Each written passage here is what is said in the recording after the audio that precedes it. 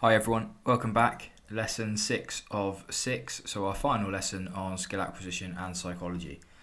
Today is going to be a very short lesson where we look at personality types, and then we're going to finish up with a checklist of the content we've covered so far and round off the unit. So we've covered all of the content for skill acquisition and psychology after this lesson. So we'll go through a little bit of a list of the things we've covered, and then I'll set you some tasks to complete or show you what you can do on the website to carry on. So, personality types. 2 we need to consider, and we're going to start with the first one, which is introvert. So a person with an introvert personality is a quiet, shy and reserved personality type, and it's normally associated with individual sports. So they tend to be less confident in social situations, and they enjoy training by themselves. There's some preference for sports with fine skills and higher levels of self-determination. For example, we have British Team GB swimmer Rebecca Adlington. So Rebecca Adlington spends many hours training by herself in the pool with lots of determination, and places a large amount of emphasis on herself and her own performance, and is quite a shy and reserved personality, very humble, and performs better when performing in individual sports. However, she is part of a team and does have those capabilities, but really enjoys training by herself. Then on the flip side, we have extroverts. So extroverts are sociable, lively, optimistic and outgoing personalities that are genuinely associated with team sports. They're more confident in social situations, they enjoy training and working with others, they enjoy the banter and social interaction, and they have some preference for sports with growth skills and higher levels of uncertainty. So they prefer things where the skills are constantly changing, or the challenge is difficult, or the challenge changes week after week or every performance. And then we have an example here of Zlatan Ibrahimovic, who is very, very confident, driven, socially interactive, lively character who we could personify as an extrovert. So we have 2 different types of personalities there. Some people will find themselves somewhere in the middle, but we just need to know that introverts are more keep their feelings within, and extroverts like their feelings to be displayed or external. So I have 2 little clips here to show you. One of Rebecca Adlington talking to the press. Yours was the only name anybody sort of knew. Is it difficult trying to carry an entire sport, or did it ever feel like that to you? No, it didn't really feel like that to me. I think because in Beijing I was 19, I still felt like the young one of the team. Like, even though obviously what happened, I still thought, I don't know, I still looked up to the older guys on the team. I was still looking up to kind of Caitlin, Joe, Cybernet, like all the older guys on the team. I still massively looked up to Mel Marshall, people like that, and I still wanted their advice. So I felt like they were carrying me just as much as people probably perceived that I was carrying the sport.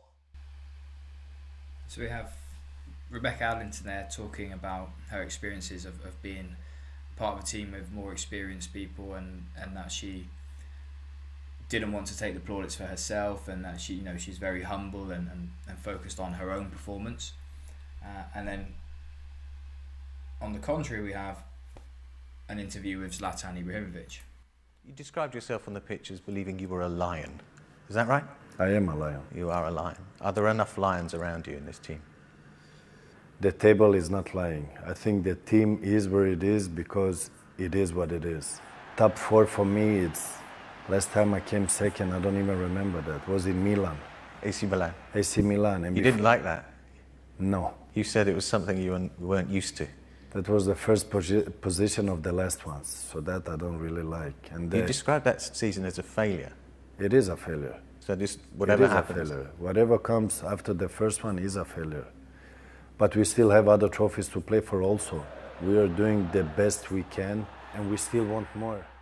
Who's the best striker in the Premier League right now? For me, I like a striker that makes the difference. Lukaku is strong. He's more the physical player that scores a lot of goals. Aguero is good. You didn't say yourself. I was expecting you to say me. Lions, they don't compare themselves with humans.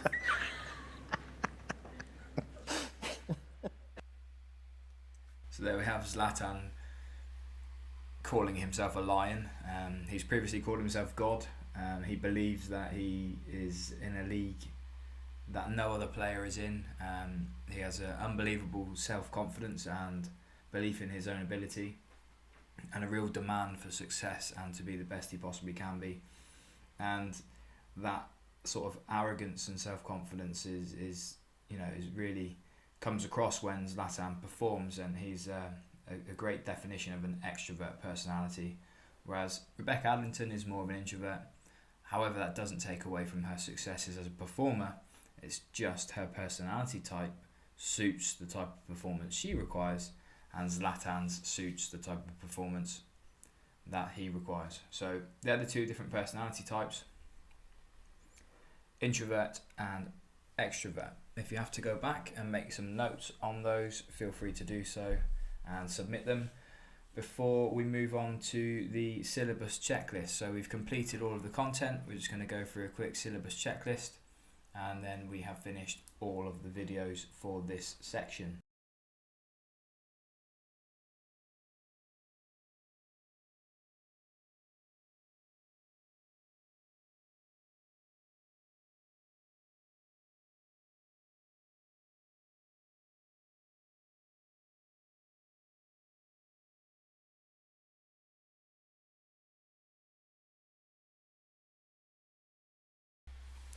Okay, so this brings us on to the syllabus check for skill acquisition and psychology. So the way I suggest you do this is you go to the note section on the right hand side of the video, and as we go through the checklist, if there's areas that you don't understand or that you're having difficulty understanding, areas that you want to research further, then note those down in this section, and then you can go back through the videos to further your knowledge. So we'll make a start. And the first things that we covered was skill and ability and skilled performance, so these two sections. So you need to understand the difference between skill and ability and the factors that affect variations in skill levels. So this goes all the way back to our first lesson. Then we looked at skilled performance, and we defined what skilled performance looks like using these 6 different terminologies or 6 different keywords to describe what skilled performance looks like.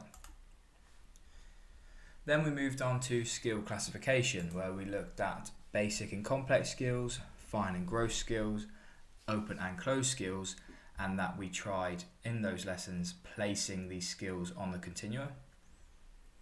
Then we moved on to information processing, where we looked at the basic processing model of input, decision making, output, feedback. You need to be able to identify the role of each stage, explaining the differences in short-term and long-term memory, applying the different stages to physical activities, and then explaining the concept of channel capacities and channel hypothesis, which we looked at.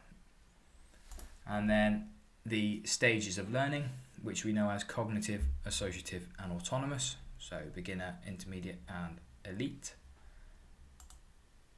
And then feedback, we looked at the 4 areas of feedback being intrinsic and extrinsic, with the knowledge of performance and knowledge of results.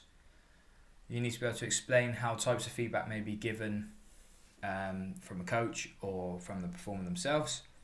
And then we also need to be able to link the different stages of learning to the types of feedback they prefer, and how the importance of feedback is crucial in the process of learning and development. Then we move on to guidance, and we looked at the 4 types of guidance, so visual, verbal, manual and mechanic, and you need to be able to explain the pros and cons of these. Next is goal setting, where we looked at the SMARTER goal setting principle. You will need to be able to define all of these areas and write your own SMARTER target usually, and then also explain how goal setting can help control anxiety. And then we have a look at the psychology section, which is motivation. So we look at intrinsic and extrinsic motivation, how they affect performers and people involved in sport. The arousal section, you need to be able to define arousal and draw and explain the inverted U theory. And then also talk about how the optimum level of arousal can change. Anxiety, you need to be able to understand the two different types of anxiety, so cognitive and somatic, so the psychological and the physiological. With regards to relaxation techniques, we covered mental rehearsal, visualization and deep breathing, and how all these can increase concentration, control your breathing and reduce the heart rate. And then we finally looked at personality types, which are introvert and extrovert, and you need to be able to describe the characteristics of those and what personality types suit what particular sport. And that is it for the syllabus check. So go back through the videos if you have to, check the syllabus areas that you have found difficult or that you have missed, or maybe put a tick next to the areas that you do understand, and go back and try to recap the areas that you need to further your knowledge in. If you scroll down on the page, you'll see that there is a 25-mark quiz for you to take. You can take this quiz as many times as you like. It's low stakes, your scores aren't being recorded, they're just for you. Use that to check your knowledge. There are also 2 documents which enclose all of the key words for skill acquisition and psychology. So you can use those 2 PDFs to get the definitions of keywords. And if you scroll down to the bottom of the page, you'll see that there are 2 work booklets for you to download a copy for yourself to complete, one for skill acquisition and one for psychology. You can download those Word documents and complete them as you go through the videos again next time round. So this is the first section of the IGCSE PE content on the website. I hope you've enjoyed it. Remember to make the most of the resources that are being put on here, make the most of the note sections and the most of the quizzes and the work booklets. And if you have any feedback, then please feel free to contact me through the website. But I hope you've enjoyed this section, and the next sections will be coming on the website soon. So that skill acquisition and psychology is done. Well done. Make sure you're recapping your knowledge, and I'll speak to you soon.